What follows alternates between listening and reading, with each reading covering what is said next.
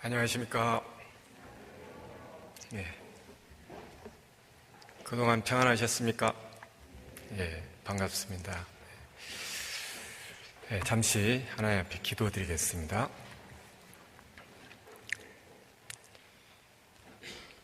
사랑과 은혜가 풍성하신 우리 아버지 하나님, 참으로 감사를 드립니다. 이 세상 죄악 가운데 태어나서 하나님도 모르고 소망도 없이 살던 우리 인생들에게 우리에게 이 귀한 진리의 말씀인 성경 말씀을 들을 수 있는 기회를 허락하시고 말씀을 듣는 가운데 거듭나게 하셔서 비록 이 땅에 살고 있지만은 영원한 하나님의 나라에 들어갈 수 있는 그 소망을 갖게 해주신 것을 감사드립니다. 오늘 주일을 맞이하여 주님의 보혈로 구원받은 하나님의 자녀들 한 곳에 불러 모아주시고 말씀을 상고하는 가운데 더욱더 주님의 은혜를 깨닫고 주님 기뻐하시는 자녀들이 될 수 있도록 인도해 주시기를 주님 앞에 간구드립니다. 역사의 마지막 시대를 살고 있는 우리 인생들 더욱더 근신하고 깨어있으라고 하신 말씀대로 이 어려운 사회에서 더욱더 주님의 말씀을 의지하고 주님께서 우리에게 명하신 복음전도의 사명을 위해서 부지런히 힘쓰고 노력하는 하나님의 자녀들이 될 수 있도록 도와주시기를 원합니다. 우리 전주교회 모든 형제 자매님들 내일부터 있을 또 대전도 집회를 위해서 함께 연합하고 수고하는 가운데에서 주님의 크신 뜻이 나타날 수 있도록 도와주시고 함께해 주셔서 주님 앞에 합당한 자녀들이 될 수 있도록 인도해 주옵소서. 전 세계 곳곳에 나가서 복음을 전하고 있는 모든 선교사님들과 그의 동역자들에게도 주님께서 은혜를 베푸셔서 이 마지막 때 주님의 사명을 잘 감당할 수 있도록 인도해 주옵소서. 또 형제 자매님들 코로나 시대에 너무나도 어려운 상황이 있는 줄 압니다. 주님께서 일일이 살펴주시고 합당하신 은혜로 채워주셔서 머지않아 주님 앞에 서는 날 주님 찬송과 영광이 되게 인도해 주옵소서. 오늘 부족한 입술을 단에 세우셨으니 그 입술을 주장하시고 듣는 사람들 그 마음을 은혜로 채워주시기를 간절히 의지합니다. 우리를 사랑하시는 주 예수님 이름으로 기도드렸습니다. 아멘. 성경 잠언 6장을 찾으시겠습니다.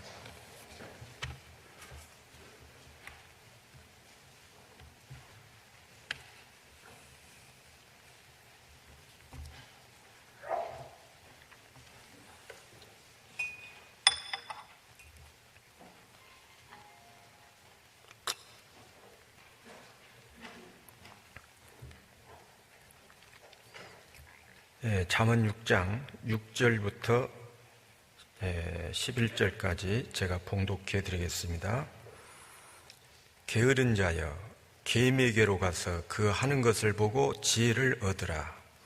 개미는 두령도 없고 간역자도 없고 주권자도 없으되 먹을 것을 여름 동안에 예비하며 추수 때에 양식을 모으느니라.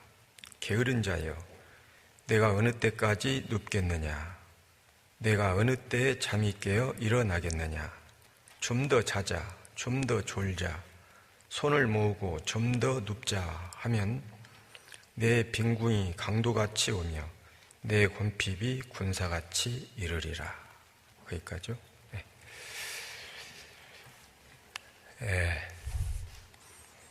코로나 사태로 인해서 우리가 정상적으로 모이지 못하고 있다가 또 최근에 이렇게 좀 완화가 되어가지고 여기는 굉장히 많이 이 거리 간격을 좁혀서 이렇게 많이 좀 앉으신 것 같아요. 우리 익사는 굉장히 그 거리두기를 많이 하거든요. 그래서 한 줄, 그 다음 줄에는 안 앉고 그 다음 줄부터 앉고 이렇게 한 줄씩 돼 있는데, 여기는 좀 간격이 좀 좁은 것 같아요. 간청에서 오면은 또 지적하지 않을까 그런 생각도 듭니다. 하여간 그런데 요즘에는 또 잘 안 오죠. 그러니까 안 오니까 또 더 많이 모여서 해도 될 것 같아요. 하여간 어려운 시대에 우리가 못 모이고 있다가 그래도 일부라도 이렇게 모일 수 있게 돼서 너무나도 감사합니다. 지난 한 주간 동안 우리 전주교회 담임 목사님이신 서도성 목사님께서 오늘까지 그 성경 강연회를 익산에서 이제 전하고 계십니다. 전주교회 모든 형제자님들이 많이 기도해 주셔서 이번에 많은 좋은 성과가 있습니다. 내일부터 있을 우리 전주교회도 집회가 있는 줄 압니다. 모든 우리 형제자님들 연합해서 부지런히 전도에 힘써야 될 것 같습니다. 오늘 우리에게 하나님께서 주시는 말씀은 방금 읽었던 잠언 6장 6절부터 11절까지 있는 말씀인데요. 오늘 제목이 계미를 보고 지혜를 얻으라. 제목이 그렇습니다. 우주 만물을 창조하신 창조주 하나님은 사람을 위해서 모든 만물을 창조하셨습니다. 사람을 위해서요. 사람을 위해서 태양도 만들고 달도 만들고 별도 만들고 모든 만물은 우리 사람을 위해서 만드셨습니다. 그래서 천지 창조는 그 과정 속에 보면은 사람이 살 수 있는 조건을 다 갖추시고 맨 나중에 사람을 창조하셨는데, 사람을 창조하시고 하나님께서 하나님의 보시기에 심히 좋았더라라고 말씀을 하셨습니다. 사람을 창조하신 그 과정은 우리가 아는 대로 우리의 육신은 흙으로 만들어졌지만은 그 육신 속에 하나님의 형상을 닮은 영혼을 넣어주시고 그 영혼을 소유하고 있는 사람을 그렇게 사랑하셔서 그 모든 인생들이 하나님의 사랑의 짝으로 하나님의 나라에서 영원히 함께 살기를 원하시고 에덴 동산에 처음 첫사람 아담 하와를 살게 하셨는데, 사람에게는 그 하나님께서 자유의지를 주시고 하나님의 말씀을 따를 수도 있고 따르지 않을 수도 있고 순종할 수도 있고 순종치 않을 수도 있고, 모든 것은 자신이 선택할 수 있도록 사람에게만 자유의지를 주셨죠. 그러나 모든 피조물은 하나님의 계획에 의해서 정상적으로 질서 있게 잘 돌아가고 있습니다. 계절도 그러고 무슨 식물이나 동물이나 일부 사람에게 교훈을 주시기 위해서 질서에서 벗어나는 무질서, 소위 하늘에 있는 그 천체는 질서 가운데 돌아가고 있지만은 우주에 있는 별들 가운데 하나의 말씀을 그 질서에서 벗어난 유리하는 별들, 그들이 흑암으로 돌아가는 그런 것들을 우리에게 보여주시는 것은 사람을 교훈하시기 위해서, 사람에게 그 하나님을 알게 하시기 위해서 하나님께서 그런 만물을 통해서 교훈을 주시죠. 식물도 그렇고 동물도 그렇고 오늘 우리가 보고자 하는 개미도 그렇습니다. 하나님이 만드신 모든 창조물은 만드신 목적이 있죠. 그래서 그 목적대로 그 사용되어야 되고 그러는데, 우리 사람도 하나님처럼 어떤 물건을 만든다든지 할 때에는 반드시 목적이 있습니다. 우리 눈에 보이는 모든 것들은 사람의 손으로 만들어진 것입니다. 저절로 된 것이 없죠. 만들어진 것들은 다 목적이 있습니다. 그러듯이 하나님께서 만드신 이 만물 가운데 소위 우리가 미물이라고 할 수 있는 이런 개미도 우리에게 교훈하시기 위해서, 우리를 가르치시기 위해서, 그것도 어떻게 보면은 하나님의 사랑입니다. 우리를 어떻게 하면은 하나님의 그 존재를 알게 하고 하나님의 우리 인생들을 얼마나 사랑하셨는지를 깨닫게 하시기 위해서 우리를 교훈하시고 계시죠. 그래서 하나님은 사람에게 자신을 나타내기 위해서 모든 만물 가운데에서도 그의 신성, 그의 능력을 나타내 보이십니다. 로마서 1장 20절에 보면은 창세로부터 곧 그의 영원하신 능력과 신성이 그 만드신 만물에 분명히 보여 알게 되나니 그러므로 저희가 핑계치 못할지니라. 모든 만물 가운데에는 하나님의 능력과 신성이 깃들어져 있기 때문에 그걸 자세히 살펴보면은 하나님이 계신 것을 얼마든지 알 수 있게 해놓으셨죠. 그래서 그런 모든 만물을 통해서 하나님을 알게 하시고 하나님께서 사람을 사랑하신 것을 깨닫게 하시기 위해서 모든 만물이라든가 이런 것들을 보여주시는데, 또 역사 속에서는 이스라엘 민족을 통해서 또 우리에게 알게 하시고 그러는데, 가장 구체적이고 가장 그 세부적으로 하나님이 왜 모든 만물을 창조하셨고 사람을 창조하시고 우리가 인생 이 세상에서 사는데 어려움과 고난이 있고 힘들고 이러는지 인생들은 모르잖아요. 그런데 그것을 알게 하시기 위해서 우리에게 그 성경을 주신 겁니다. 그래서 그 성경 속에서 하나님을 알고 예수 그리스도를 정확하게 알아서 우리가 의문하고 있는 모든 것들을 알게 해주시는 것이 이 성경입니다. 그래서 로마서 15장에 보면은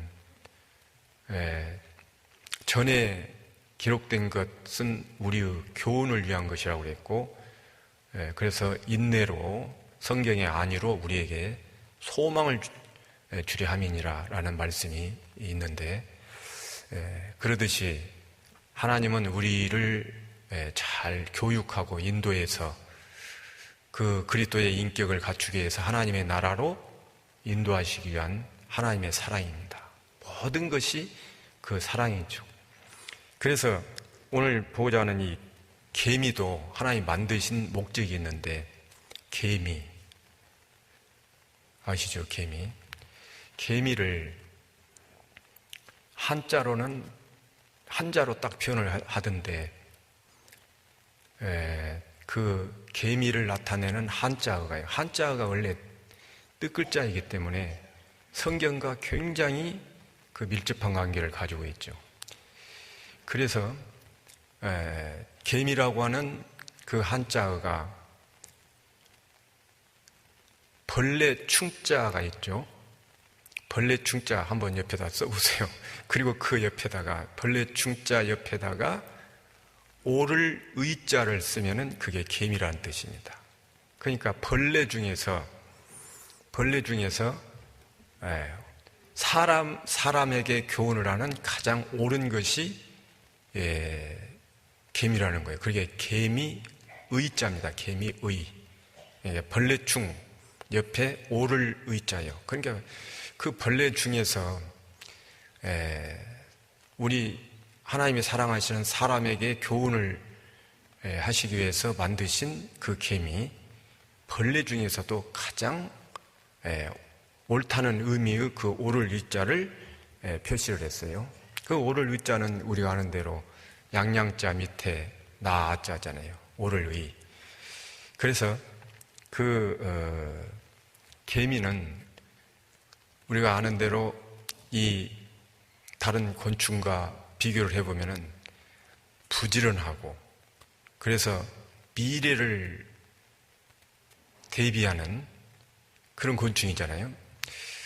이솝우화에 보면은 우리 초등학교 다닐 때 국어책인가 나와 있었는데, 개미와 배짱이, 연세 많으신 분들은 생각나실 거예요. 그 개미와 배짱이라고 하는 이솝우화가 있는데, 개미는 여름에 부지런히 일을 해서 겨울을 대비하는데, 배짱이는 여름에 선선한 나무 그늘 밑에서 노래나 부르고 놀다가 겨울이 되어서 먹을 것이 없으니까 개미에게 동냥을 들어가고, 그런 내용이 있잖아요. 그걸 통해서 우리에게 주시는 성경적인 그 영적인 교훈도 있습니다. 그러니까 하나님이 이 세상에 살고 있는 우리 인생들에게 교훈을 주시기 위해서 우리 이 육신을 입고 이 세상 사는 이 세상에서 보여주는 모든 것들은 사람이 그 하나님을 알만한 것이 있기 때문에 생각을 하고, 잘 생각을 하고 그러면은 이것이 다음 세상에서, 신령한 세상에서 이런 것을 의미하는구나, 이렇게 알 수가 있는데, 생각지 않고 오로지 땅에다가 소망을 두고 이 세상이 전부라고 생각하고 먹고 마시고 시집가고 장가가고 사고 팔고 집 짓고 하는 육신적인 일만 생각하고 살면은 신령한 것은 알 수가 없죠. 그래서 이 세상에서 일어나는 모든 것들은 하나님을 설명하고 다음 내세를 설명하고 있다는 것을 알 수 있는데요. 만약에 그걸 깨닫지 못하고 그런다는 것은 우리의 영적 눈이 소경이기 때문에 그걸 알지 못하는 겁니다.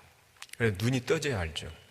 그래서 우리가 구원받는 그 과정은 마치 소경이 눈을 뜨는 거나 마찬가지입니다. 하나님께 열심히 있었던 그 바울사도 같은 분도 하나님을 믿는 열심이 있었지만은 그 예수 그리스도를 알지 못하고 예수 믿는 사람들을 잡아 죽이는데 아주 앞장섰던, 그래서 나중에는 죄인 중에 괴수라고 간증을 했지만은 그 바울사도도 원래 이름이 사울이잖아요. 그리스도인들을 핍박하기 위해서 다메섹으로 가던 도중에 하나님이 그를 거꾸로 떨어가지고 너무 거꾸로졌는데 눈을 떴으나 아무것도 보이지 않았죠. 그래서 아나니아라고 하는 사람을 보내가지고 그 눈을 이렇게 만짐으로 인해서 비늘 같은 것이 떨어지고, 그리고 눈을 떴어요. 그게 바로 그리스도를 알게 되는 그 영적 눈이 떠지게 되는 거죠. 그 영적 눈이 떠지니까 이제 예수 그리스도가 구주라고 하는 것을 알고 그 이후의 삶은 완전히 바뀌고 그리스도를 전하는 그 이방인의 사도로서 전 생애를 바치고 그 고난과 역경을 당하면서 로마에서 목잘려 죽는 그런 생활을 살았습니다. 그러듯이 눈이 떠져야만이 그걸 알 수가 있습니다. 우리가 이 세상에 살면서도 이렇게 낮에 나와서 활동을 하다가 밤이 되면은, 날이 저물면은 다들 돌아가는데 어디로 돌아가죠? 여러분, 나와서 활동하다가 날이 저물면 어디로 돌아갑니까? 마스크 썼으니까 말 안 넣는 거죠? 집으로 돌아갑니다. 집으로 돌아가잖아요. 날이 저물면 집으로 돌아간다고 하는 것을 일생 동안 하나님이 교육하고 계시는 거거든요. 가르치시는 거예요. 부모가 자녀를 가르치는 것은 앞으로 좋은 길로 인도하기 위해서 가르치는 거잖아요. 하나님도 우리를 이 세상에 육신을 입고 사는 동안에 계속해서 가르치십니다. 날이 저물면은 집으로 돌아간다는 것을 일생 동안 가르치는 거예요. 그러면은 그 집이 없는 사람들은 어떻습니까? 갈 곳이 없잖아요. 노숙하는 사람도 있고. 그래서 우리는 이 세상에 사는 동안에 젊어서는 자기 집 마련하기 위해서, 내 집을 마련하기 위해서 엄청 힘을 쓰잖아요. 요즘 같은 세상에, 서울 같은 데에서는 내 집 마련하기가 얼마나 어렵습니까? 그러나 그 집을 마련하기 위해서 그렇게 힘쓰고 일쓰고 해서 집을 마련합니다. 그러면은 자기 집이 없던 사람이 집을 마련하게 되면 얼마나 기쁩니까? 편안하고 안식을 얻게 되고. 그걸 통해서 우리에게 하나님이 교육해 주시는 것은 집이 그렇게 소중하다는 것을 알게 하시는데, 눈이 떠지지 않으면은 이 세상에서 집이 소중하다는 것은 아는데, 이 집이 영원한 집이 아니잖아요. 잠시 잠깐 후면은 그 집도 없어지고 나도 그 집을 떠나야 되고 그러는데, 영원한 집은 하나님이 예비하신 집입니다. 천국입니다. 그래서 그 영원한 집을 소망할 수 있도록 하기 위해서 계속해서 가르치시는 거예요. 교훈을 하시는 거예요. 그런데 그걸 못 깨달으면은 결국은 멸망이죠. 그래서 이 잠언이라고는 이 성경은 우리가 아는 대로 이스라엘의 솔로몬 왕이 기록한 말씀인데, 이 세상에서도 지혜를 얻은 사람은, 지식과 지혜가 많은 사람은 이 세상에서 부유하게 살 수 있죠. 편안하게 살지요. 그걸 통해서 우리에게 또 주시는 교훈은, 만약에 눈을 뜬 사람이라고 한다면, 구원받은 그리스도인이라고 한다면, 이 세상의 지혜와 지식은 잠시 잠깐이지만은, 그러나 하나님의 지혜를 얻은 사람, 그리스도를 소유한 사람, 그래서 잠언에 나와 있는 지혜는 예수 그리스도를 지혜라고 표현한 것이 많습니다. 그 지혜를 소유한 사람은 이제 이 세상에 있는 것을 이 세상 것보다도 다음 내세에서 영원한 하나님의 나라에서 얻어질 그 영광을 위해서 육신을 입고 이 세상에 사는 동안에 부지런히 그 일을 해서 저축을 하고, 개미처럼 저축을 하고 해서 다음 하나님의 나라에서 영광을 얻을 수 있도록 하기 위해서 우리를 교육하시고 교훈하신다고 볼 수 있습니다. 그래서요, 이 개미라고 하는 곤충은 어떻게 보면은 우리 그리스도인들을 설명하고 있는 곤충이라고도 볼 수 있습니다. 왜냐하면은 7절에 보면은 개미는 투령도 없고 간역자도 없고 주권자도 없을 때 그랬죠. 투령도 없고 간역자도 없고 주권자도 없다. 투령이라고 하는 것은 우두머리죠. 명령을 내리는 투령. 우리 교제 안에서는 누가 마치 세상에서 사장님이 뭐 지시를 하는 것처럼, 군대에서 지휘관이 지시를 하는 것처럼 그렇게 지휘하는 두령이 없지 않습니까? 구역장이라고 해서, 교구장이라고 해서 함부로 명령을 내리고 그런 건 아니잖아요. 어떤 일을 하는 데 있어서 효과적으로 하기 위해서, 도와주기 위해서, 성도들을 돕기 위해서 존재하고 있는 것이 교회의 일꾼들입니다. 그런데 세상에는 명령자가 있고 주관하는 사람이 있고 간역자가 있잖아요. 여기는 개미는 두령도 없어요. 간역자도 없고 주권자도 없을 때, 우리 구원받은 그리스도인들 속에는 어떤 명령을 내린다든지 주관을 한다든지 뭐 이런 게 없잖아요. 오직 지금까지 구원받은 하나님의 자녀들이 성령의 인도를 따라서 말씀대로, 하나님 우리에게 주신 그 말씀대로 따라가는 그 가운데에서 하나님이 우리에게 주시는 그 지혜, 그 지혜를 통해서 교훈해 주시는 것을 좇아서 깨닫게 하시고 그 깨달은 사람이 그대로 또 그 말씀을 순종함으로 인해서 얻어지는 기쁨과 은혜가 있죠. 그래서 이 보이는 세상에서 우리에게 주시는 그 지혜, 하나님 주시는 지혜, 그 지혜를 소유하고 있는 사람들은 어떻게 살지 그걸 잘 알게 되는 겁니다. 자, 그래서요, 우리가 이 세상의 사람들은 그런 지혜가 없기 때문에 오로지 이 세상에서 잘 먹고 잘 살기 위한 거기에다가 초점을 맞추고 살기 때문에 인생은 뭐 한 번뿐이니까 멋지게 한번 살다가 죽으면 좋지 않느냐 해서 뭐 욜로족이라는 것도 있고, 또 엊그제 신문에 보니까 어떤 젊은이가 아주 포르쉐 자동차를 타기 위해서, 포르쉐 자동차가 어떻게 생겼는지 저는 잘 모릅니다만 제목이 그렇게 되어 있더라고. 포르쉐 자동차를 타기 위해서 한 달이면은 280만 원의 그 경비가 들어가는데, 그 경비를 마련하기 위해서 먹는 것은 라면을 먹는데요. 라면을 먹고 전략을 해서 자동차 경비를 마련을 한다는 거예요. 그러니까 그 자동차를 타고 다니면은, 젊은 사람이 그 자동차를 타고 다니면은 겉으로 보기에는 아주 부유한 자 같고 성공한 사람 같고, 그래서 많은 사람을 속이고, 또 속 없는 여자들은 거기에 빠져들어가지고 결국은 인생을 망치고 그런 경우도 있지 않습니까?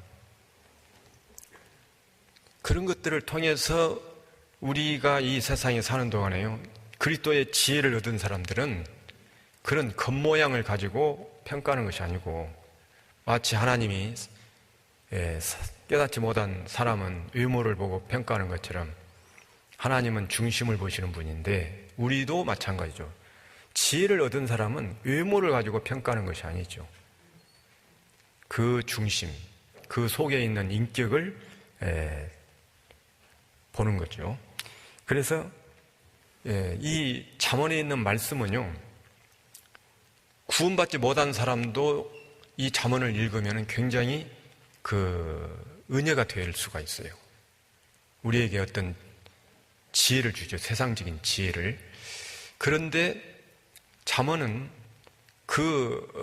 세상적인 지혜 위에 한 단계 더 눈을 뜬 사람들이 봄으로 인해서 더 깊이 있는 영적인 심오한 그 진리를 알게 해주십니다. 그래서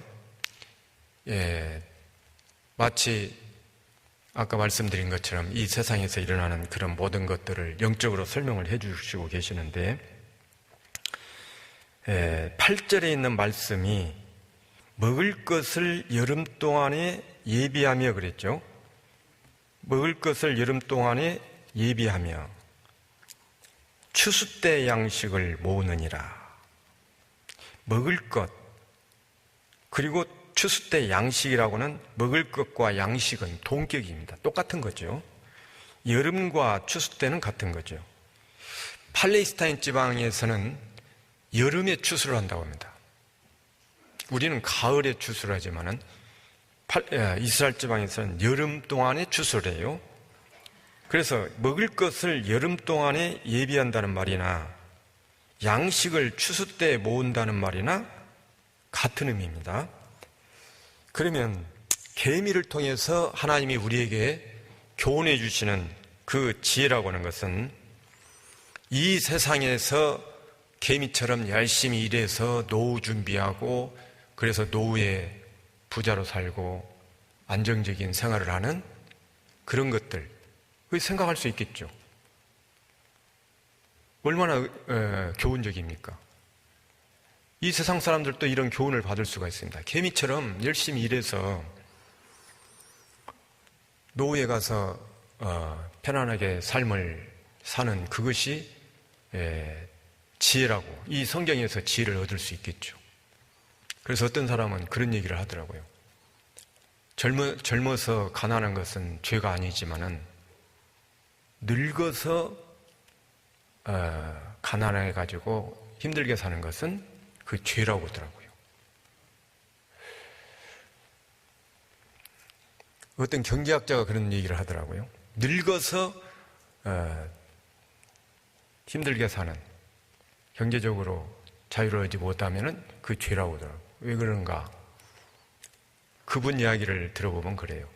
젊어서 우리가 태어나는 것은 부잣집에 태어날 수도 있고 가난한 집에 태어날 수도 있고 그러잖아요. 지금 내가 가난할 수도 있어요. 그러나 인생을 거의 다 살았는데 너무너무 힘들고 먹을 것도 없고 그런다면 이 계미의 지혜를 얻지 못한 거잖아요. 그런데 하나님이 우리에게 이 잠언을 통해서 말씀하신 것은 그 위에 한 단계 더 영적인 의미를 부여하고 있는 겁니다. 육신적으로 이 세상에선 개미의 그 교훈을 받아가지고 열심히 개미처럼 저축하고 해서 노년에 노후 준비를 잘 했다 할지라도 만약에 창조주 하나님을 알지 못하고 구원받지 못한 사람이라고 한다면은 죽음 이후에 어떻게 되겠어요? 결국은 멸망이지 않습니까? 그래서 우리에게 주시는 성경 말씀 가운데는 누가복음 12장에 그 어리석은 부자, 어리석은 자의 오늘 밤에 내 영혼을 도로 찾으리니 그러면 네 예비한 것이 네 것이 되겠느냐. 이 세상만 있는 것이 아니라 다음 세계가 있다고 하는 것을 하나님이 설명하시기 위해서 모든 만물을 주시고 교훈하시고 또 우리에게 이 성경 말씀을 주셨는데 사람에게는 하나님을 닮은 영혼이 있기 때문에 영혼을 사모하는 마음을 주셨고 영원한 세계가 있다고 하는 것을 우리 영혼을 통해서 알게 해주시고 그리고 성경을 통해서 또 죽었다 살아난 사람들 이야기를 통해서 내세를 준비하도록 계미를 통해서 교훈해 주시는 겁니다. 그래서 고린도후서 4장 18절에 보면은 우리의 돌아보는 것은 보이는 것이 아니요 보이지 않는 것이니 구원받은 하나님의 자녀들은 이 세상 보이는 것에다가 마음을 뺏기고 사는 게 아니죠. 보이지 않는 것이니 보이는 것은 잠깐이요 보이지 않는 것은 영원함이니라. 육신을 입고 이 세상에 사는 동안에 영원한 세계를 준비하고 영원한 세계에서 부유하게 살기 위해서는 영광을 얻기 위해서는 이 세상에 사는 동안에 부지런히 개미처럼 일해서 신령한 것을 저축하라는 거예요. 이 세상에서 썩어지고 없어질 것 거기다가 쌓아놓지 말고 신령한 것을 위해서 저축하라는 겁니다. 그래서 여기서도 보면은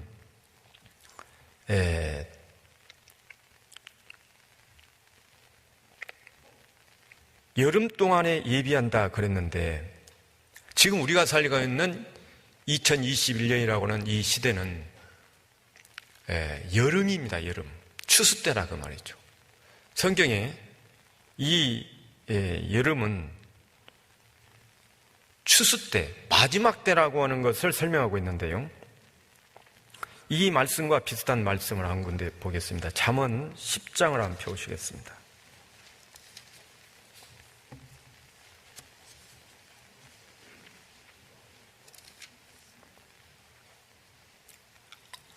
(10장) 5절을 봅니다. 여름에 거두는 자는 지혜로운 아들이나 추수 때 자는 자는 부끄러움을 끼치는 아들이니라. 여름하고 추수 때가 동격이고요.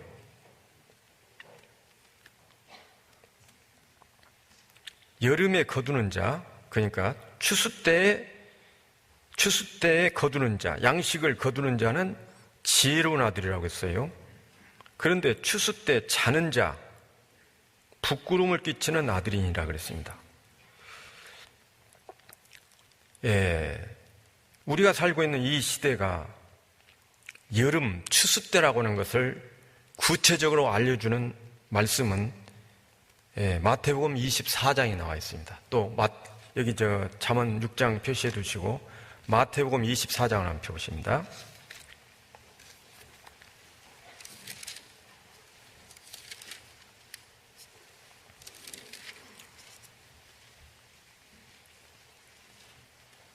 마태복음 24장 32절을 보겠습니다. 무화과 나무의 비유를 배우라. 그 가지가 연하여지고 잎사귀를 내면 여름이 가까운 줄을 아나니. 이 말씀은 너무나도 잘 아시는 말씀이죠. 무화과 나무의 비유를 배우라. 무화과 나무의 비유는 이스라엘을 배우라는 거죠. 이스라엘을 상징하는 나무가 무화과 나무입니다. 예레미야 24장에 보면은 유다인들이 바벨론의 포로로 잡혀가는데 그 유다인들을 무화과 나무로 비유를 했어요. 좋은 무화과로 심었는데 악한 무화과가 됐다고 했죠. 왜? 이스라엘 백성은 하나님의 말씀을 불순종하고 그로 인해서 악한 무화과가 됐다고 했어요. 그래서 이 무화과 나무는 이스라엘을 상징하는데 이스라엘을 배우라는 거예요. 그 가지가 연하여지고 잎사귀를 내면, 그것은 이스라엘이 1948년 5월 14일에 독립을 했는데요. 그 독립은 무화과 나무가 가지가 연하여지고 잎사귀를 낸 거죠. 그래서 이스라엘이 독립하는 것을 보면은 여름이 가까운 줄을 아나니, 그 여름은 마지막 시대라는 것을 설명하고 있습니다. 그래서 이 여름이 가까워지면은 추수 때인데요. 이와 같이 너희도 이 모든 일을 보거든.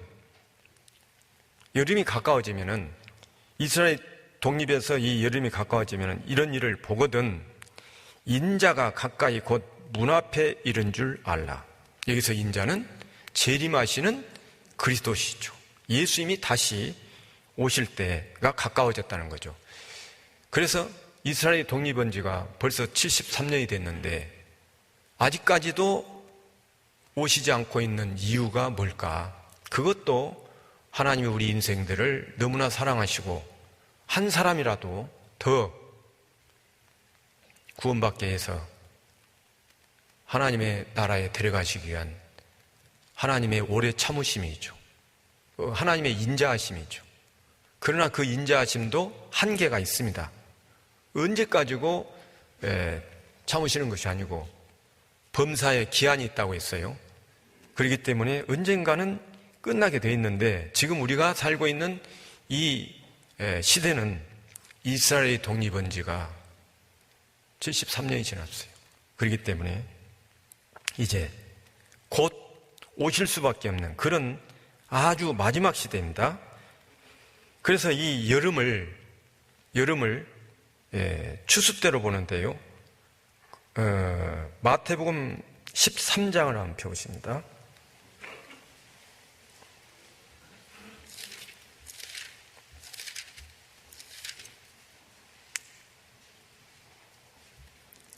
마태복음 13장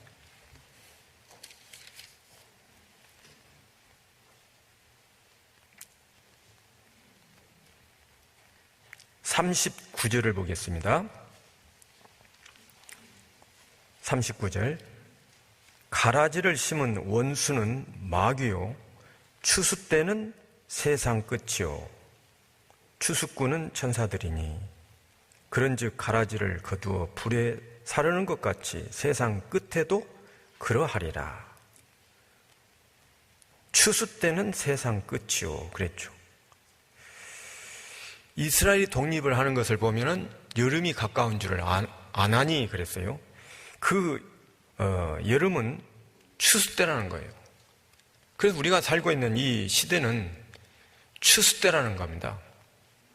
그래서 하나님께서 농사 짓는 농부를 통해서 또 우리에게 교훈을 하시는데 하나님은 농부라고 그랬죠. 요한복음 15장 1절에 예수님이 말씀을 하셨어요. 나는 참 포도나무요 내 아버지는 무엇이라? 답을 다 알려주고 하는데 농부라 그랬어요. 농부라고 그랬습니다. 이 농사 짓는 사람은 하나님을 더 알 수 있도록 하나님이 은혜를 베푸신 거예요, 또 사실은. 그래서 농부는 씨를 뿌리고 그 씨가 싹이 나기를 바라고, 그 싹이 나면은 그 작물을 잘 길러서 수고하고 노력을 해가지고 그것이 자라고 이삭이 열매를 맺고 알곡이 되면은 그걸 거두어 드리는데, 그게 마치 하나님이 인류 역사 약 6,000년 동안에 걸친 그 역사 속에서 계속해서 씨를 뿌리고 알곡을 거둬들이는 그 과정이 우리 인간 역사라고요. 그래서 인간 역사는 인간이 하나님의 말씀을 불순종하고 죄로 인해서 심판받는 그 과정이 인간 역사지 않습니까? 에덴 동산에서 범죄하고 에덴 동산에서 추방되는 역사, 사람들이 많아졌을 때의 죄로 인해서 전 세계를 물로 심판한 홍수의 역사, 또 하나님의 말씀은 전 세계 땅을 정복하고 흩어져 살아라 그랬더니 그들이 모아서 말이죠, 모여서 하나님의 말씀을 불순종으로 살고, 그로 인해서 벽돌을 만들어서 돌을 대신하고 바벨탑을 쌓는 그 과정 속에서 하나님이 언어를 혼잡케 하신 그 심판의 역사, 이스라엘이 하나님 앞에 범죄하고 전 세계에 흩어지는 그 환란의 역사, 전부가 다 하나님 앞에 범죄하고 그 다음에 죄의 심판인, 그게 바로 인간 역사예요. 우리 개인도 마찬가지죠. 개인도 하나님의 말씀 앞에 불순종하고 그 결과 하나님의 징계, 심판, 이런 것들이 계속되고 있습니다. 그래서 우리 인간은 태어날 때서부터 죄인으로 태어나서 죄짓고 살다가 심판받고 징계받고, 그것도 어떻게 보면은 하나님 앞으로 인도하기 위한 하나님의 사랑이죠. 부모가 자식을 매를 때리는 것은 사랑하기 때문에 때리는 거예요. 그러듯이 사람에게도 이 세상에는 소망 없다라고 하는 것을 알게 하시기 위해서 수고하고 고생하고 근심하는 그런 과정 속에서 인생에 대한 생각을 하게 하고, 사람이 사는 목적이 무엇인지, 인생이 무엇인지, 인생 문제에 대한 의문을 가지고 있는 사람에게 하나님이 이 말씀으로 인도해서 그 인생의 해답을 얻게 되면은 진정한 평화와 안식을 갖게 되는 것입니다. 그래서 이 세상의 역사도 죄에 대한 심판, 인생의 역사도 마찬가지죠. 그래서 우리가 세계 역사를 보면은 구약시대의 가장 큰 심판, 그것은 물심판이죠. 홍수가 있었던 물심판이죠. 그리고 이제 신약시대, 예수님이 이 세상에 오신 이후의 신약시대의 가장 큰 심판은 아직 이루어지지 않았습니다. 그러나 앞으로 이 세상에 일어날 가장 큰 심판은 무슨 심판이에요? 구약시대는 물심판이었으면 신약시대는 불심판이란 말이죠. 불심판. 그래서 물과 불을 합치면은 우리가 재앙제자가 어떻게 되어 있습니까? 제일 위에가 물, 삼수병 있죠. 이렇게 구부러진 삼수병. 그 밑에다가 불하자를 쓰면은 그게 재앙제자예요.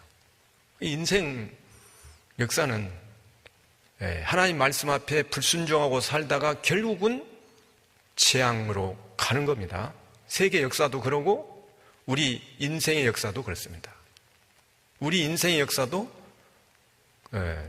결국은 하나님 말씀을 불순종하고 구원받지 않고 이 세상에다가 소망 두고 살면은 죽음과 동시에 큰 재앙이 있는데 그게 바로 심판받고 지옥에 들어가는 거잖아요.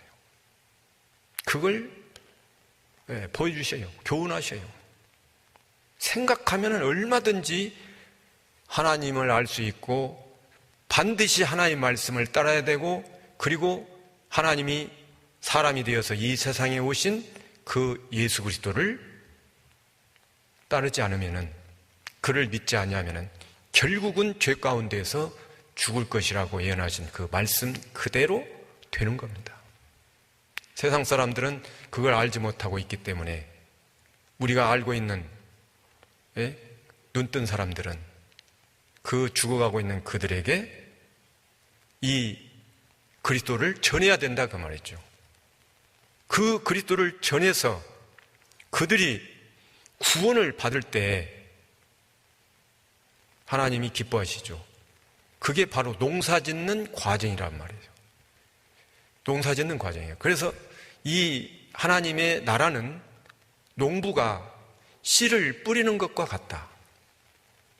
그렇게 말씀하셨죠. 마가복음 4장을 한번 펴보십니다.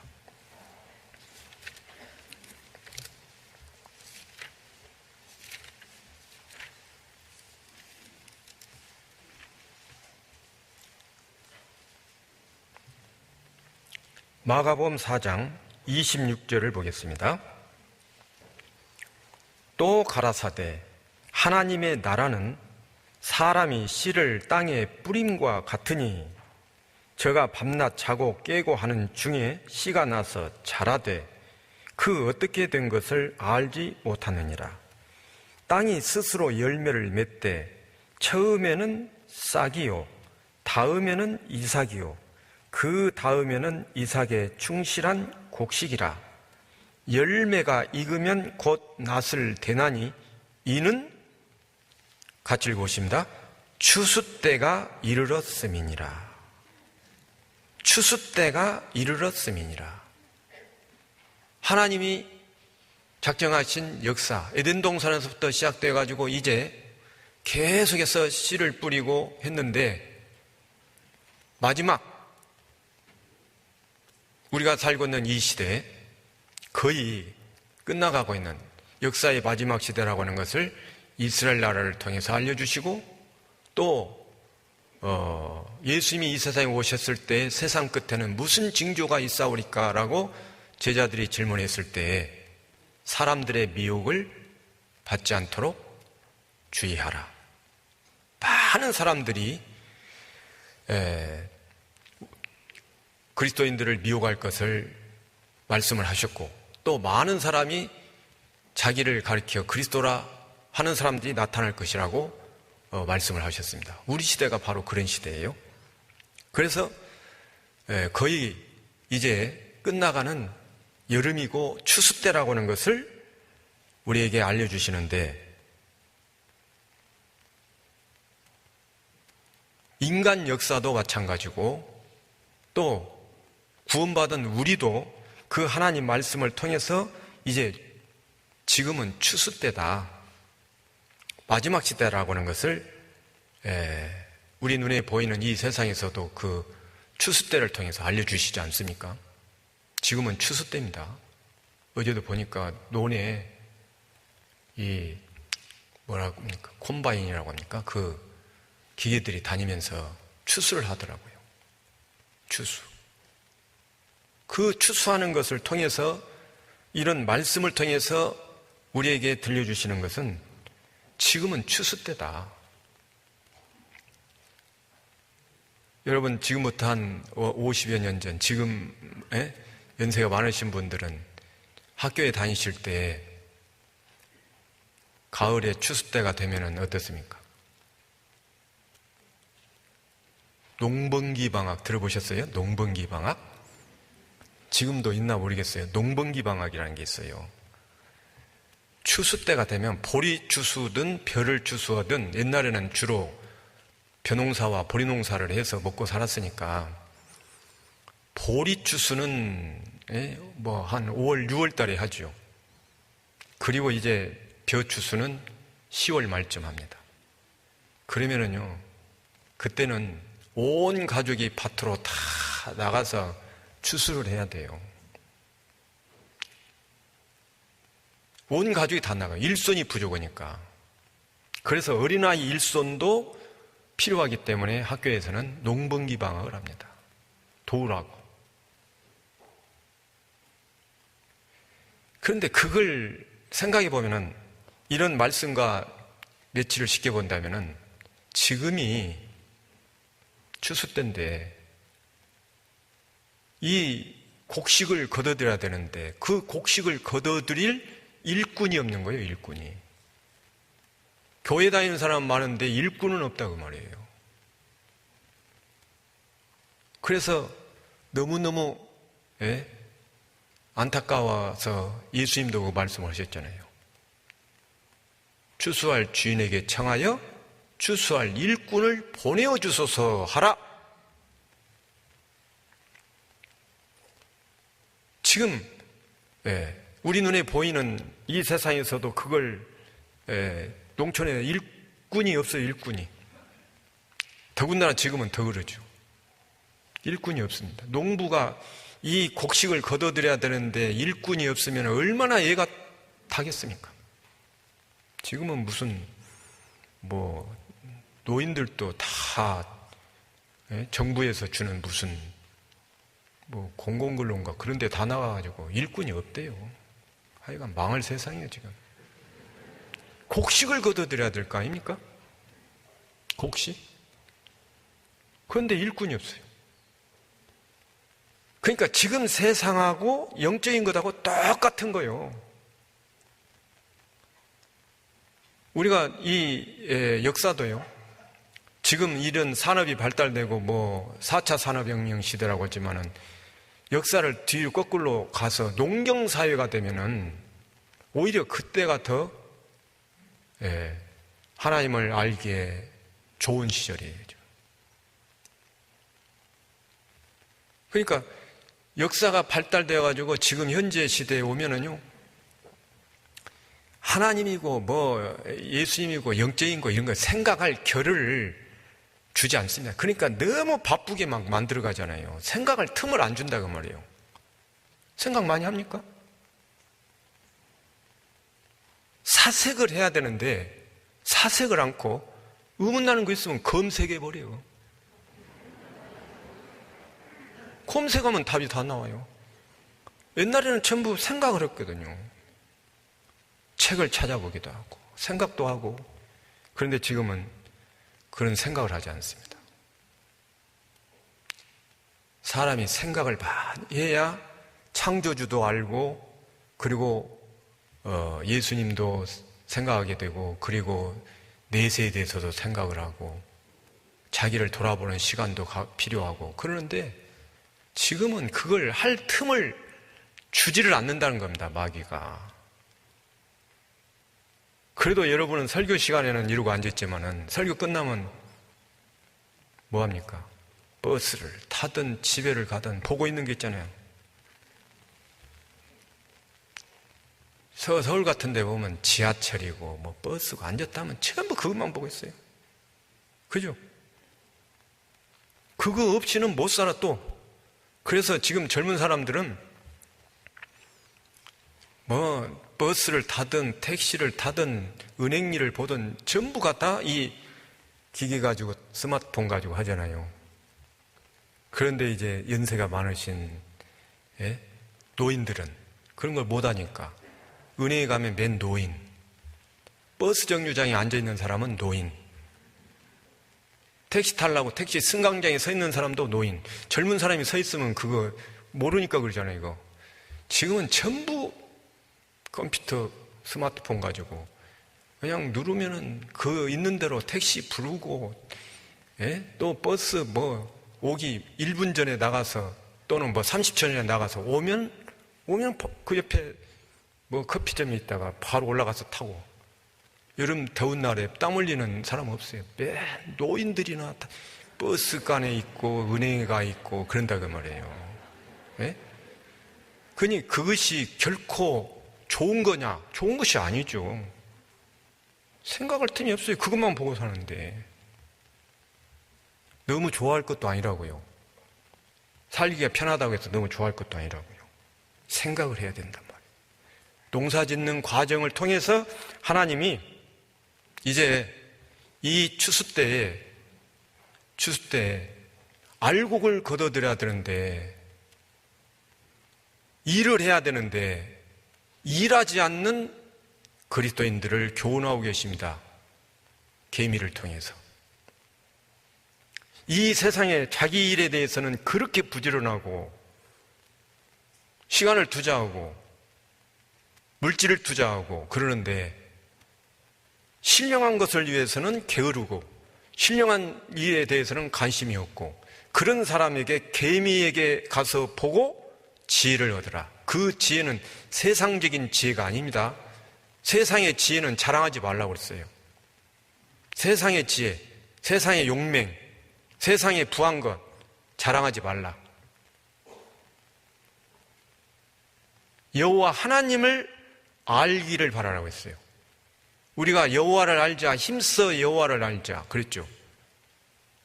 그런데 그 여호와를 아는 것에 게으르고 하나님이 하시는 일에 관심이 없고 그러면은 그게 게으른 자다 그 말이죠. 그 게으른 자를 교훈하시기 위해서 개미를 만드신 거라고요. 그리고 그 개미들이 하는 것을 통해서 우리에게 신령한 것을 깨달으라고 하신 거예요. 그래서 이 추수는 농부가 씨를 뿌리고 그것이 자라고 이삭이요 충실한 곡식이요 열매가 익어서 추수를 할 때 낫을 대가지고 추수 때가 이르렀음이니라 그랬는데 지금 우리가 살고 있는 이 시대가 추수 때입니다. 그래서 이 추수 때 일하기 위해서 하나님이 사람의 모양을 입고 이 세상에 오셨습니다. 예수 그리스도 일하러 오셨어요. 요한복음 5장 17절에 예수님이 하신 말씀이 있죠. 내 아버지께서 이제까지 일하시니 나도 일한다. 일하러 오셨어요. 일하러. 무슨 일하러 오셨습니까? 곡식을 거둬들이기 위해서 일하러 오셨습니다. 요한복음 4장을 한번 펴보시겠습니다.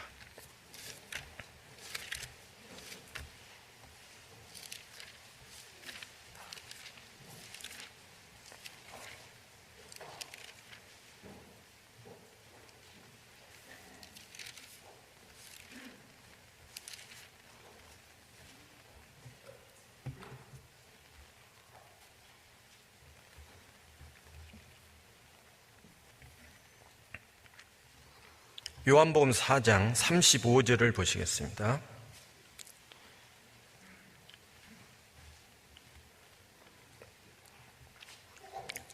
너희가 넉 달이 지나야 추수할 때가 이르겠다 하지 아니하느냐. 내가 너희에게 이르노니 눈을 들어 밭을 보라. 희어져 추수하게 되었도다. 이 말씀은 예수님이 사마리아 여자에게 우물가에서 그 전도하시는 과정 속에서 사마리아 여자가 예수님이 메시아라는 것을 알고 구원을 받았죠. 그리고 나서 동네에 들어가서 동네 사람들한테 내가 메시아를 만났다. 와봐라. 그래가지고 그 동네 사람들이 쏟아져 나오는 그 광경을 봤어요. 그리고 그 쏟아져 나오는 그 사람들의 영혼을 보시고 하신 말씀입니다. 이게 이 세상에서는 작물을 심어가지고 넉 달이 되면 추수를 하죠. 너희가 넉 달이 지나야 추수할 때가 이르겠다 하지 아니하느냐. 내가 너희에게 이르노니 눈을 들어 밭을 보라. 예수님이 신령한 말씀을 했을 때 유대인들은 그것을 알아듣지를 못했기 때문에, 깨닫지를 못했기 때문에 예수님을 배척하고 예수님을 죽였지 않습니까? 그러나 눈을 뜨고 보면은 예수님이 하시는 말씀은 모두가 다 진리의 말씀이고 우리가 깨달아야 될 말씀들이죠. 눈을 들어 밭을 보라. 눈을 들어 밭을 보라. 그 밭이 저 밭을 말하는 겁니까? 그 밭은 세상에 있는 사람들을 말하는 거죠. 그 수가라는 마을에 사람들이 쏟아져 나오는 광경을 보았어요. 눈을 들어 밭을 보라. 희어져 추수하게 되었도다. 그 거두는 자가 이미 싹도 받고 영생에 이르는 열매를 모으나니 이는 뿌리는 자와 거두는 자가 함께 즐거워하게 하려 함이니라. 예수님이 오셔서 온 세상 사람들을 다 구원해 놓으셨잖아요. 그리고 그 사실을 전해서, 메시아를 전해서 그것을 깨닫기만 하면 다 알고이 되는데, 그걸 거둬들이는 그 추수할 일꾼들이 너무너무 적어서 안타까워하시는 예수님의 그 말씀, 그게 바로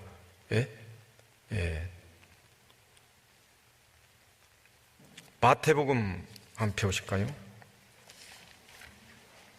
9장을 펴보십니다. 마태복음 9장.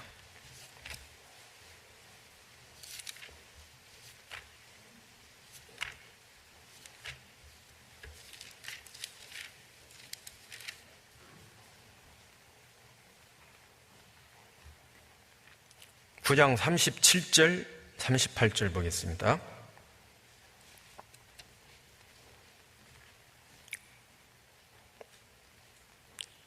(37절) 이에 제자들에게 이르시되 추수할 것은 많되 일꾼은 적으니 그러므로 추수하는 주인에게 청하여 추수할 일꾼들을 보내어 주소서 하라 하시니라. 예수님이 일하러 오셨다고 그랬죠. 요한복음 5장 17절에 내 아버지께서 이제까지 일하시니 나도 일한다. 일하러 오셨어요. 하나님은 6일 창조를 하시고 7일째 안식에 들어갔어요.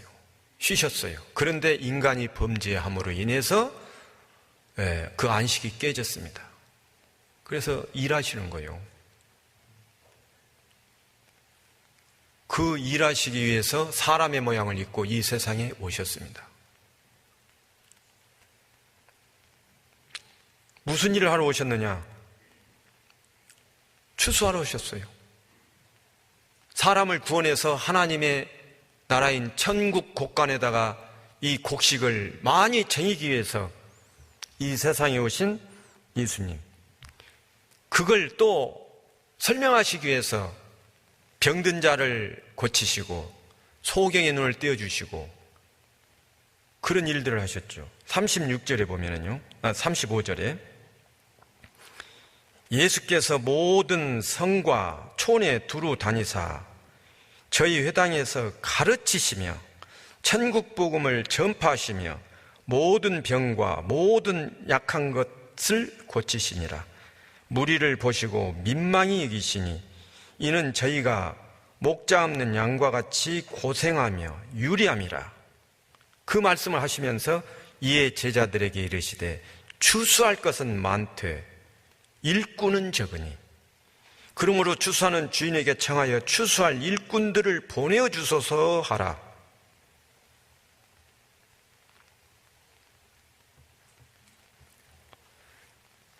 이제 이 세상에서도 그러잖아요. 일을 하다가도 밤이 되면은 일을 못 하죠. 그쳐야 되죠. 근데 지금은 전기 만들어가지고 밤에도 일해. 그러니까 지금 세상은 하나님 말씀 생각할 겨를도 안 주고 깨닫는데도 쉽지 않다 그 말이에요. 성경은 믿을 수 있는 증거는 옛날보다도 훨씬 더 많고, 만약에 옛날 사람들에게 지금 전하는 전도 집회처럼 그렇게 전하면 다 구원받을 거예요. 100%. 옛날에는 전도 집회 그렇게 했습니까? 컴퓨터 가지고 뭘 그렇게, 옛날엔 말로 다 했잖아요. 말로. 그래도 구원 많이 받았어요. 그건 지금은 아주 자료며 이런 것들이 풍부해가지고 저걸 듣고도 못 깨닫나 그런데, 지금 사람은 그렇게 많은 풍부한 자료를 보여줘도 못 깨닫습니다. 깨닫질 못합니다. 그러니까 옛날이 훨씬 더 깨닫기가 좋았어요. 옛날 사람들은 상당히 생각을 많이 하고 하나님께 대한 그 알만한 영이 있기 때문에 농사를 짓고서 나서도 농사가 잘 되면 반드시 하나님께 그 제사를 드렸지 않습니까? 우리나라도 그 부족국가 시대 부여의 영고, 고구려의 동맹, 동해의 무천 들어보셨죠? 그게 전부 뭡니까? 추수감사제요, 추수감사제. 하나님께서 우리에게 이렇게 풍부한 곡식을 주셨으니 그 창조주에게 제사 드린, 감사의 제사를 드리는 거잖아요.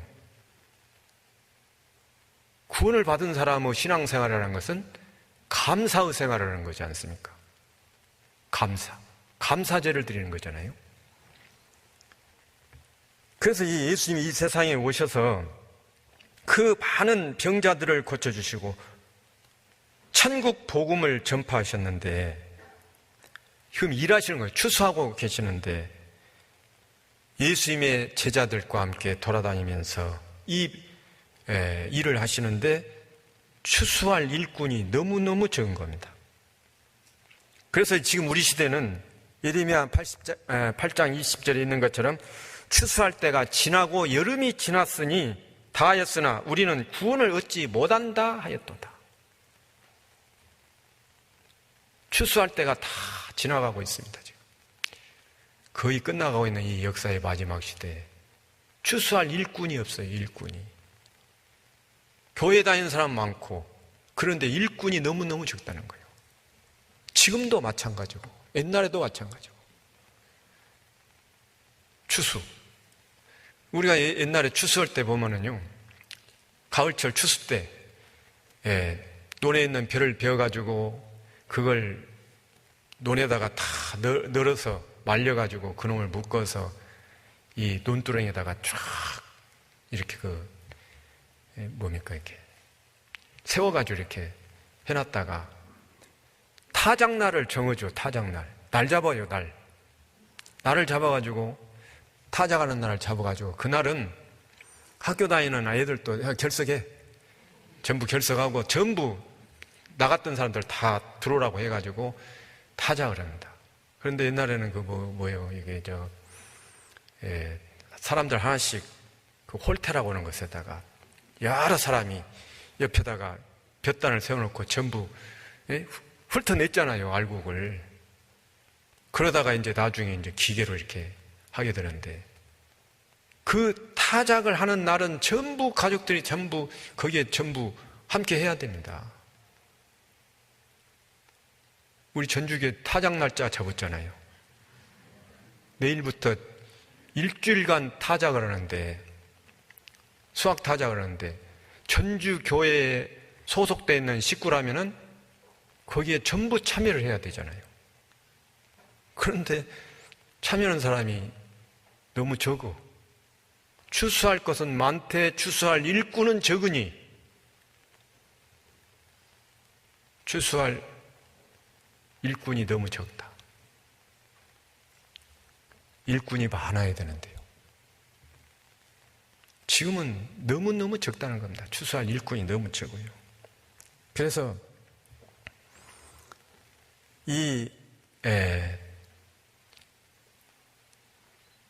전도를 하는 데 있어서는 각기 맡은 위치에서 해야 될 일들이 있잖아요. 거기에 자기에게 맡겨준 그 직분을 잘 감당을 해서 여러 사람이 합력하는 가운데에서 하나님이 기뻐하시는 그 선을 이루죠.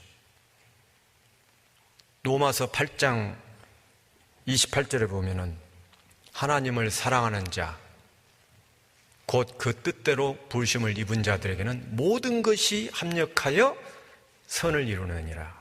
하나님을 사랑하는 자. 누가 하나님을 사랑합니까? 하나님의 사랑을 깨달은 사람들. 하나님의 사랑을 깨달은 사람. 그리스도가 나를 위해서, 나를 대신해서 그 십자가에서 피를 흘리시고 나의 모든 죄를 영원히 속죄해 주셨다는 그 사실을 깨달은 사람들.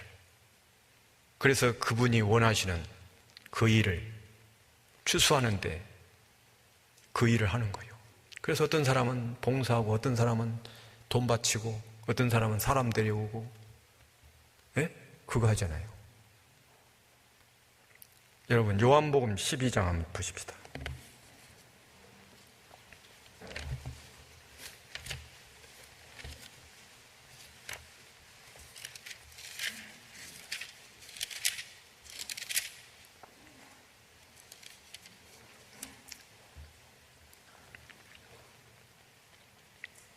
요한복음 12장 1절 보겠습니다. 6월절 엿새 전에 예수께서 베다니에 이르시니 이곳은 예수께서 죽은 자 가운데에서 살리신 나사로에 있는 곳이라. 거기서 예수를 위하여 잔치할세. 마르다는 이를 보고 나사로는 예수와 함께 앉은 자 중에 있더라. 마리아는 지극히 비싼 향유 곧 순전한 나드 한 건을 가져다가 예수의 발에 붓고 자기 머리털로 그의 발을 씻으니 향유 냄새가 집에 가득하더라. 제자 중 하나로서 예수를 잡아줄 가룟 유다가 말하되 이 향유를 어찌하여 300데나리온에 팔아 가난한 자들에게 주지 아니하였느냐 하니, 이렇게 말하면 가난한 자들을 생각함이 아니요 저는 도적이라. 돈꾀를 맞고 거기 넣은 것을 훔쳐가미르라. 예수께서 가라사대 저를 가만히 두어 나의 장사할 날을 위하여 이를 두게 하라. 가난한 자들은 항상 너희와 함께 있거니와 나는 항상 있지 아니하리라 하시니라. 유대인의 큰 무리가 예수께서 여기 계신 줄을 알고 오니 이는 예수만 위함이 아니요 죽은 자 가운데에서 살리신 나사로도 보려 함이러라. 대제사장들이 나사로까지 죽이려고 모이하니 나사로 까닭에 많은 유대인이 가서 예수를 믿음이러라. 이 말씀 속에서 2절에 보면 예수를 위하여 잔치할세. 예수를 위하여 잔치할세. 예수님이 이 세상에 오셨을 때 잔치를 한다. 뭐 먹을 것을 많이 차려놓고 그것을 예수님이 기뻐하시겠어요? 잔치, 천국잔치, 예? 복음을 전하는, 복음 전도하는 천국잔치를 기뻐하실 거 아니에요? 그런데 그 잔치를 하는데 마르다는 이를 보고 마리아는 향유 옥합을 깨뜨렸어요.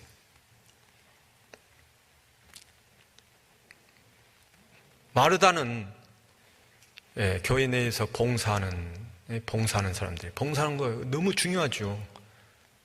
봉사도 열심히 해야 되고. 그런데 마리아는 비싼 향유, 그걸 예수님 발에다가 부어버렸어요. 300데나리온이라고 했어요. 300데나리온. 300데나리온이면 얼마나 된지 상상도 못합니다. 계산은 할 수가 있겠죠. 예수님 시절에 장정 한 사람이 하루 일을 하면 하루 품삯이 한 데나리온입니다. 그러면은 300데나리온이면은 300일 일한 것이니까 1년 365일이지만은 그거 어떻게 다 일할 수 있어요? 그러니까 최소한도 2, 3년간 열심히 일해서 모은 돈이니까 굉장히 많죠. 그 돈을 예수님 발에다 부어버렸어요. 그런가 하면 나사로를 보기 위해서 왔어요, 사람들이. 나사로가 죽었다 살아났잖아요. 자기가 그랬을 거 아니에요. 나 죽었다 살아났다? 예수님이 나를 살렸어야? 예수님이 우리 집에 온다? 와봐. 보러 왔어요. 그런데 11절에 나사로 까닭에 많은 유대인이 가서 예수를 믿음이더라. 그래서 봉사하고 헌금하고 사람 데려오고 이 세 가지가 연합해서 잔치가 아주 성황리하게 이루어지죠. 그럼 내일부터 있을 이 잔치에 여러분은 어디에 속할 겁니까? 봉사를 하든 헌금을 하든 사람을 데려오든 세 가지 중에 하나는 해야 될 거 아니에요. 선택해야 되겠죠. 아무것도 안 는다? 그러면 여기 식구요? 안 되죠. 추수 때는, 추수 타작을 할 때는 전 식구가 다 함께 모여서 어린아이들까지 다 참여를 해서 그 타작을 하는데, 그 일이 있는데 잠자고 있으면 되냐고 말이에요.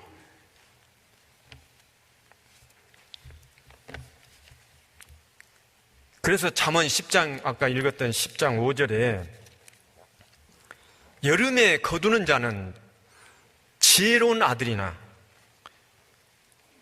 이 추수 때 참여하고 타작하는데 참여하는 사람은 지혜로운 아들이나, 추수 때 자는 자는, 여기서 잔다는 것은 참여하지 않고 게으르고 그런 자들은 부끄러움을 끼치는 아들이라고 했어요. 잠언 6장을 다시 봅니다. 이제 9절. 잠언 6장 9절. 게으른 자여, 내가 어느 때까지 눕겠느냐? 내가 어느 때 잠이 깨어 일어나겠느냐? 좀 더 자자, 좀 더 졸자, 손을 모으고 좀 더 눕자 하면 내 빈궁이 강도같이 오며 내 곰핍이 군사같이 이르리라. 게으른 자여, 나는 게으른 자인가 부지런한 자인가 생각을 한번 해봐야 돼요. 하나님의 말씀을 전파하는 이 추수 때 세상에 있는 그 영혼들을 알곡으로 거둬들이는 이 추수 때에 하나님의 복음을 위해서 내가 이 영적인 일에 부지런한 자인지 게으른 자인지 생각을 해봐야 되겠죠. 게으른 자요, 어느 때까지 눕겠느냐? 지금 누워있는 사람들한테 하시는 말씀이에요. 어느 때까지 눕겠느냐? 언제까지 누워있을 거냐?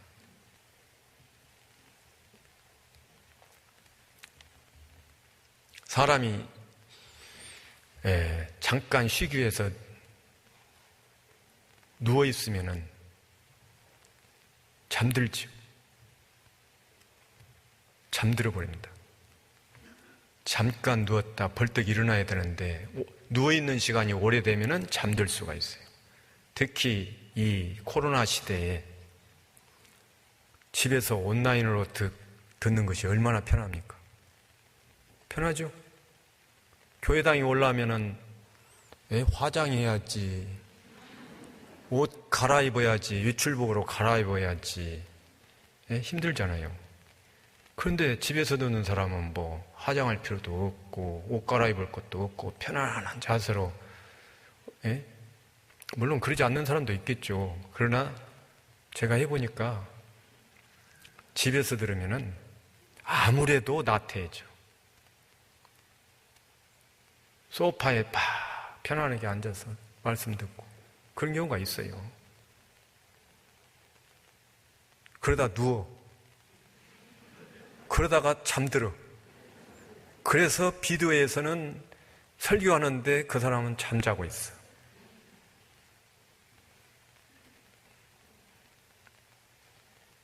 게으른 자여, 내가 어느 때까지 눕겠느냐? 벌떡 일어나서 지금까지 온라인으로 들었던 사람도요, 내가 그래도 교회에서 이제 다 못 나오니까, 제재를 하니까, 우리 교구가 나갈 수 있는 시간에는 반드시 나가야 되겠다. 그런 마음을 가져야 되겠죠.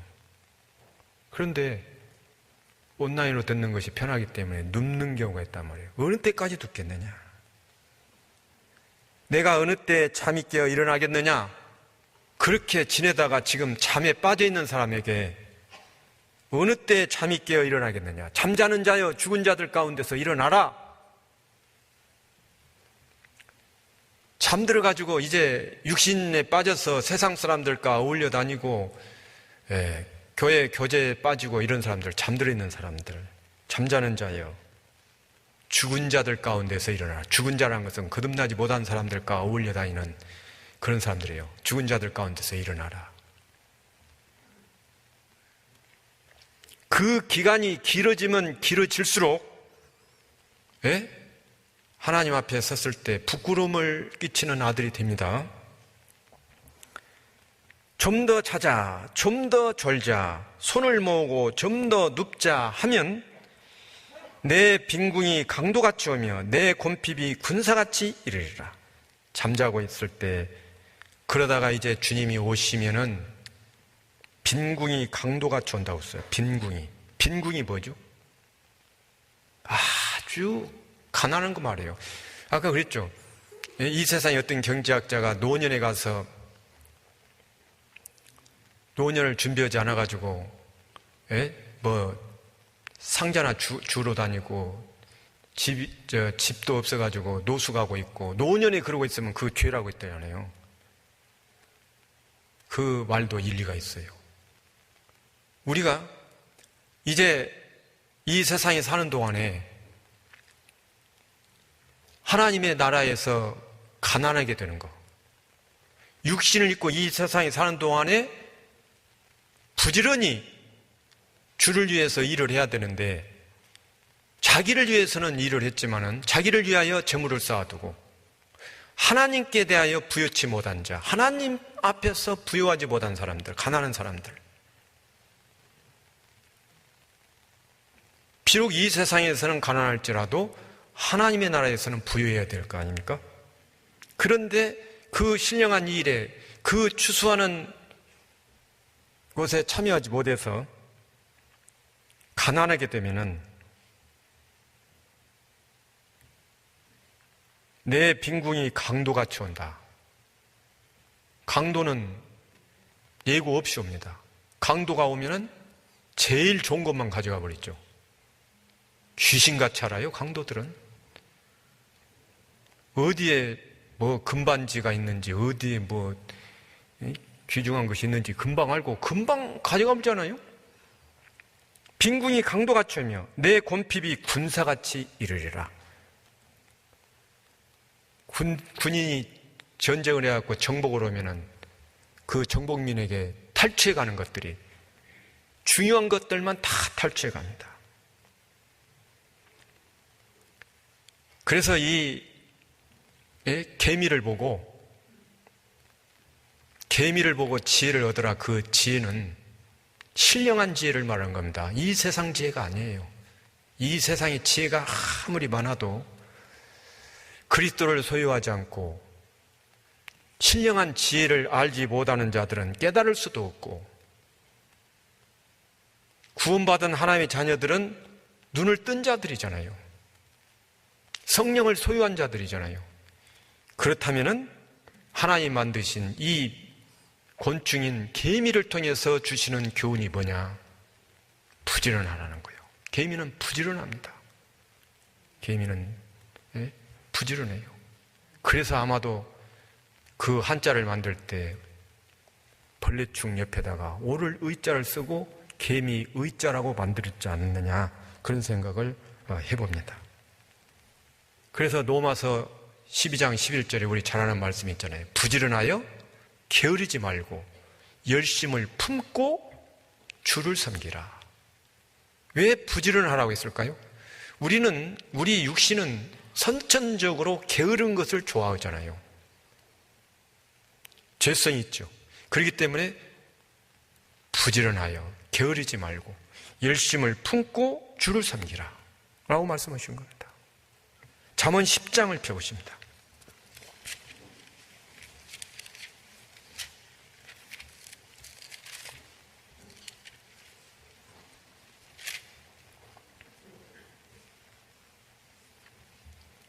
(10장 4절) 손을 게으르게 놀리는 자는 가난하게 되고 손이 부지런한 자는 부하게 되느니라. 손을 게으르게 놀리는 자, 우리 육체 가운데 손으로 하는 일이 얼마나 많습니까? 그런데 손을 편히 쉬게 한다든지, 그래서 일하지 않으면 가난하게 된다는 거예요. 이 세상에서도 일하지 않으면 가난하죠. 이 세상에서 일 통해서 우리에게 주시는 것은 하나님의 일, 사람의 일이 아니라 하나님의 일. 그 하나님의 일을 부지런히 하는 자 부하게 된다고 했어요. 어디서 부하게 됩니까? 하나님의 나라에서 부하게 되는 겁니다. 잠언 12장 펴보십니다.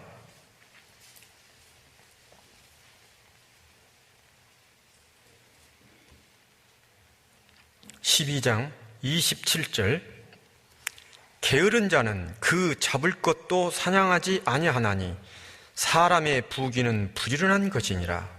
의로운 길에 생명이 있나니 그 길에는 사망이 없느니라. 게으른 자는 그 잡을 것도 사냥하지 아니하나니. 게으르면은 그냥 주어도 그걸 잡지 않는다는 겁니다. 하나님이 주시는 은혜는 모든 사람에게 똑같이 주신 거예요. 그죠? 똑같이 주셨어요. 그런데 누가 그것을 부여잡을 수 있느냐? 부지런한 사람, 신령한 일에 관심 있는 사람, 그들에게 하나님이 중요한 것을 주신다고 말이죠. 그래서 우리에게 하신 말씀 가운데 하나님은 모든 사람을 다 사랑하셔요. 하나님의 그 영을 가지고 있는 모든 사람을 다 사랑하십니다. 그 모든 사람에게 하나님이 주시고자 하시는 은혜는 아마 다 똑같을 거예요.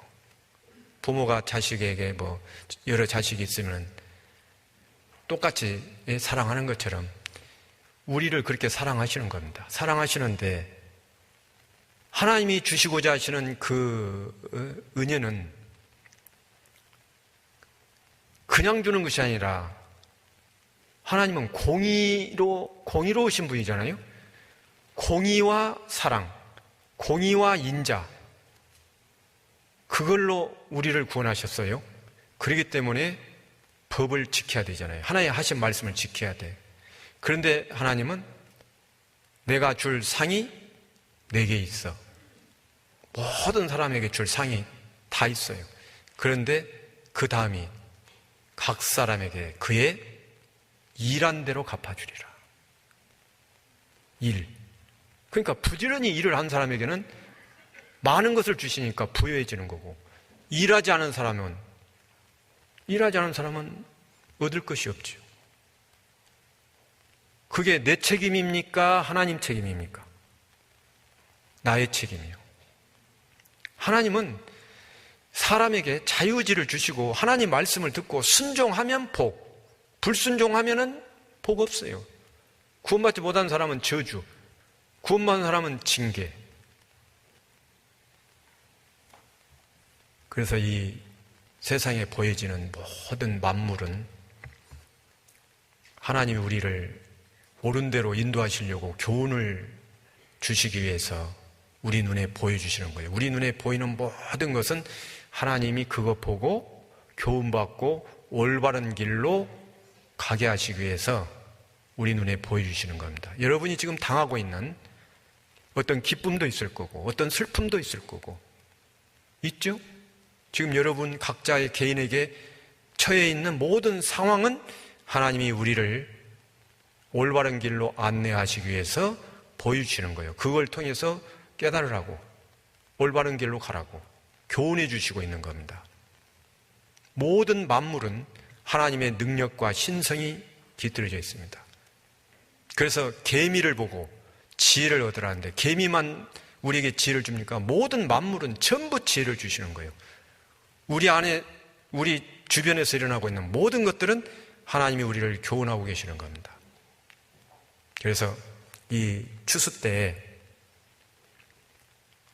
추수할 일꾼은 추수할 것은 많되 일꾼이 적다고 하신 그 말씀대로 우리가 이 복음을 전하는 일에 일꾼들이 너무 적어서 안타까워하시는 주님의 그 소리에 귀를 기울여서 내일부터 있을 그 추수 기간 동안에 7일간 지금 타작하는데 전 성도들이 함께 모여서 거기에 참여를 하시면 엄청난 은혜가 있을 거예요.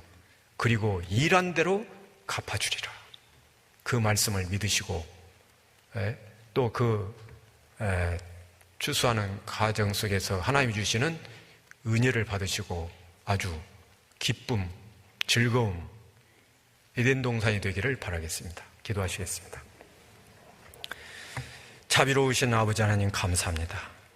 우리를 구원해 주시고 우리의 눈을 뜨게 해 주셔서 우리 눈에 보이는 모든 것들을 통해서 가르쳐 주시는 주님 앞에 감사와 찬양과 영광을 돌립니다. 내일부터 있을 우리 전주교회 성경 강의 내에 많은 영혼들을 불러 모아 주시고 또 성도들이 함께 연합해서 수고하고 희생하는 가운데에서 이번에도 많은 사람들이 구원을 받고 하나님께 영광을 돌릴 수 있는 귀한 집회가 될 수 있도록 도와주시기를 원합니다. 오후에 있을 모든 시간들 유익한 시간으로 인도해 주시기를 간절히 의지하오며 우리를 사랑하시는 주 예수님 이름으로 기도드렸습니다. 아멘.